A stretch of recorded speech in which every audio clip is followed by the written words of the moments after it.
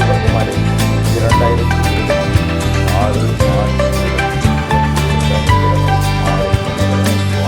அறிக்கை. அதிகாரப்பூர்வ வானிலை அறிக்கைக்கு இந்திய வானிலை ஆராய்ச்சித்துறை அறிக்கையை பார்க்கவும். வானிலை அமைப்பு மழை வாய்ப்பு விலகியது எனலாம். மிரட்டல் வாய்ப்பு மட்டும் தொடர்கிறது இன்றைக்கும் நாளைக்கும். நம்ம ஏற்கனவே இதை அறிவித்திருந்தோம். 21, 22 கேரள, கர்நாடகா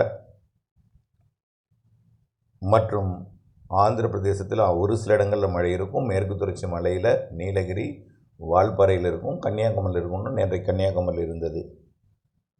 வெள்ளிக்கிழமை வரை தான் நம்ம உறுதியாக எதிர்பார்த்திருந்தோம். ஆலங்கட்டி மழை 3 நாள் நீடித்தது. பல இடங்களில் இடி காற்றுடன் மழை பொழிவை கொடுத்தது, பல இடங்களை ஒதுக்கியது. இப்படிப்பட்ட மழை மீண்டும் 29ஆம் தேதியிலிருந்து ஒரு 6 நாட்களுக்கு ஒரு 3 நாள் பரவலாகவும் 3 நாள் ஆங்காங்கேயும் இருக்கும்.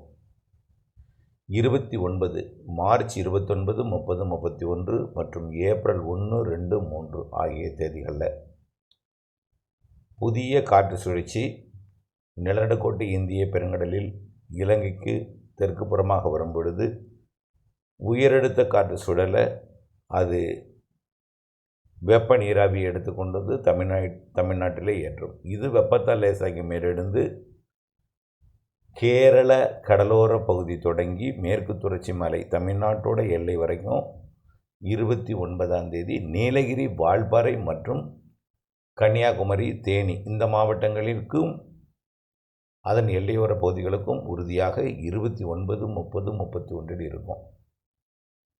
30, 31 நீலகிரி மற்றும் வால்பாறையையும் தாண்டி கொஞ்சம் மேற்கு தொடர்ச்சி மலையில் தமிழ்நாட்டின் எல்லையோரத்தில் ஒரு சில இடங்களில் மழை பொழிவை கொடுக்கும். இடிமின்னல் மழை இது கொஞ்சம் உள்ளே வந்து கூட கொடுக்கலாம். பொள்ளாச்சி மற்றும் கொடைக்கானல், தென்காசி மாவட்டத்தோட பகுதிகள், கன்னியாகுமரி மாவட்டம் ஆரல்வாய் மொழி வரை கூட 30ஆம் தேதி 31ஆம் தேதி வந்து கொடுக்க வாய்ப்பு அதிகமாகவே இருக்குது. வாய்ப்பு தான் அதிகமாக இருக்குன்னு சொல்கிறேன், மழை அதிகம் சொல்கிற வாய்ப்பு அதிகமாக இருக்குது மழைக்கு. 29, 30, 31 1, 2, 3 என்ன ஆகும்னா 31ன்னு சேர்த்துக்கலாம். 31, 1, 2, 3ல் ஆந்திர எல்லையோரம் மற்றும் வட உள் மாவட்ட பகுதிகளுக்கும் கர்நாடக எல்லையோர மற்றும் அதனை ஒட்டியுள்ள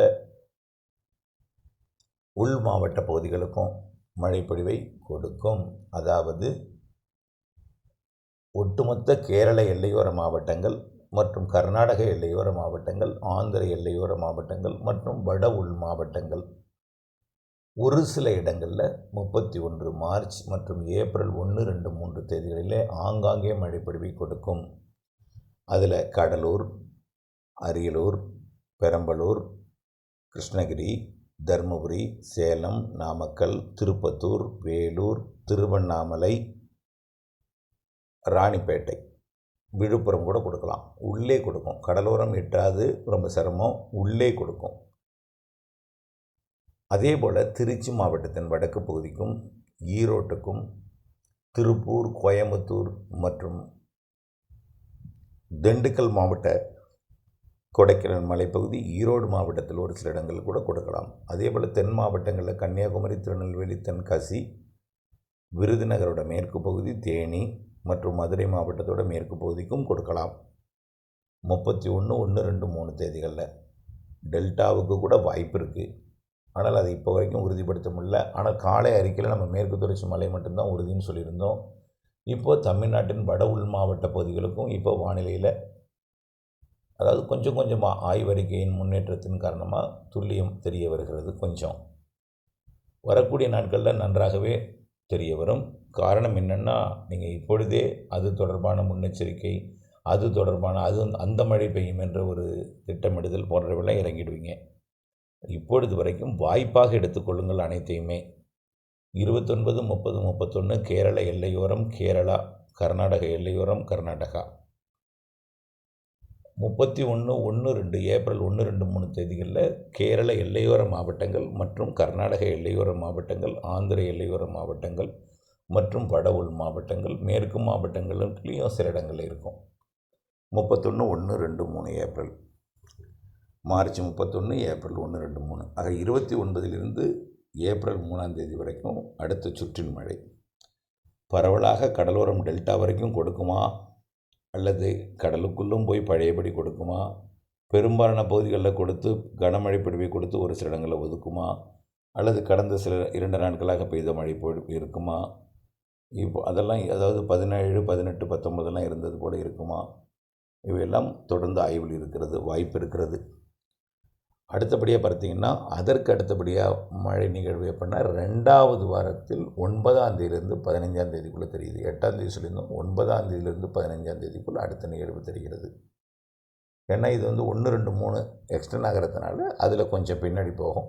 9 10 11 12 13 அல்லது 10 11 14 வரைக்கும் வரும். இப்படி தெரியுங்களா? 2வது வாரம் அடுத்த மழை, அதுக்கு அடுத்த மழைப்பொழிவு தெரிகிறது.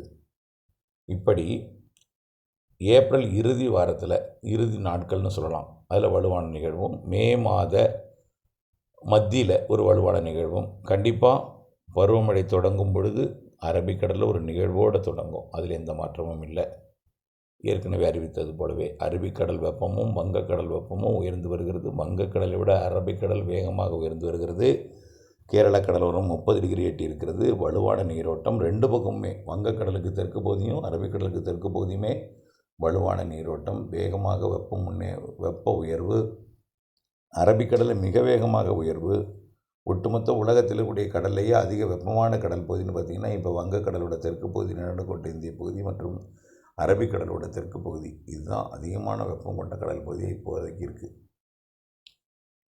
கேரள கடலோரம் 30 டிகிரி இருக்குது. இதுக்கு அடுத்தபடியாக எங்கே 30 டிகிரி இருக்குன்னா சுமத்ரா தீவு இருக்குது. அதுக்கு அடுத்தபடியாக எங்கே இருக்குன்னா ஆஸ்திரேலியாவுக்கும் ஜாவா தீவுக்கும் இடையில தான் இருக்குது. வேறு எங்கேயுமே 30 டிகிரி இல்லை. ஆகவே அந்தளவுக்கு உயர்ந்திருக்கிற காரணத்தினால கண்டிப்பாக முன்கூட்டியே தொடங்கும் தென்மேற்கு பருவமழை, நிகழ்வால் தொடங்கும் தென்மேற்கு பருவமழை அரபிக்கடலில் வலுவான நிகழ்வோடு தொடங்கும்.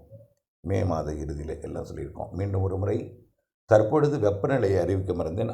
வெப்பநிலையை பொறுத்த வரைக்கும் ஒரு அதாவது நாளையிலிருந்து திங்கட்கிழமையிலிருந்து 22 ஞாயிறு, 23 24 25 இந்த 3 நாளும் 26ஆம் தேதி கூட 23 24 25 திருப்பூர் மாவட்டத்தின் தாராபுரம் மற்றும் கோயம்புத்தூர் மாவட்டத்தின் பொள்ளாச்சி தான் அதிக வெப்பத்தை பிடிக்கும். ஈரோடும் கரூரும் அதுக்கு அடுத்த இடம்தான், 1 டிகிரி குறைவாக இருக்கும். அதுக்கு அடுத்த இடம்தான் வேலூர்லாம். அதற்கு அடுத்தபடியாக மேற்கிலிருந்து காற்று வர்றதுனால 28லிருந்து வெப்பம் பொள்ளாச்சி தனியும். வெப்பச்சலன மாலை இரவு இடிமடை பிடிவு 29லேருந்து தொடுக்கும். இதனால் வெப்பம் குறைஞ்சிரும். அப்போ எங்கே ஒரு இடத்துல கூடும், ஒரு இடத்துல குறைஞ்ச, ஒரு இடத்துல கூடும். கடந்தது இப்போ மழை பெஞ்சப்போ மதுரையில் 100 டிகிரி. அதே போல் வேறு எங்கே வெப்பம் உயரம்னு பார்த்திங்கன்னா கொஞ்சம் அதாவது 29 30 ஈரோடில் உயரும், ஈரோடு கரூரில் உயரும். அப்போது 28க்கு மேலே கேரள எல்லையோரம் பகுதி, பாலக்காட்டு கணவாய் பகுதி, பொள்ளாச்சி உடுமலைப்பேட்டையெல்லாம் வெப்பம் குறையும்.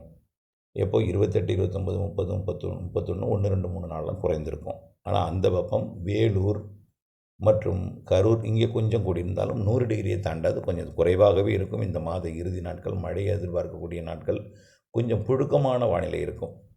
ஆலங்கட்டி மழை மீண்டும் இருக்குது. ஏன்னா ஒரு 4-5 நாட்களுக்கு கடும் வெப்பம், 4-5 நாட்கள் என்ன ஒரு வாரத்துக்கு கடும் வெப்பம் நிலவ போகிறது. அதுவும் பொள்ளாச்சி தான் 100 டிகிரி, பாய்க்கலாம் இல்லை, 100 டிகிரி நெருக்கமாக இருக்கும். அதுவும் பயந்துடாதீங்க. பிற இடங்கள்லாம் சாதாரண வெப்பம்தான். நம்ம குளிர்சாதன அறையிலையும் குளிர்சாதன வாகனங்கள்லையும் பயணிக்கிற காரணத்தினால வெப்பம் அதிகமாக தெரியுது. ஆனால் 100 டிகிரி எங்கேயுமே, அதாவது பெரும்பாலான இடங்கள் இல்லை, ஏதாவது ஒரு இடங்களில் பதிவாகும். அது பொள்ளாச்சியில் பதிவாகும் வரக்கூடிய நாட்களில். அதே தாராபுரத்திற்கும் பொள்ளாச்சிக்கும் இடைப்பட்ட பகுதி பதிவாகும். அதுக்கு அடுத்தது தான் கரூர் ஈரோடு, அடுத்தது தான் வேலூர் சிவகாசி விருதுநகர். இங்கெல்லாம் டெல்டா மற்றும் கடலோர பகுதிகள்லாம் வெப்பம் 100 டிகிரிக்குள்ளே 96 97 டிகிரி தான் இருக்கும். கவலைப்படாதீங்க, ரொம்ப கம்மி தான். உணரும் வெப்பம் தான் அதிகமாக இருக்கும். நம்ம இது ஏற்கனவே பல முறை சொல்லியிருக்கோம். தொடர்ந்து இணைந்திருங்கள் அப்டேட்ஸுடன். நன்றி.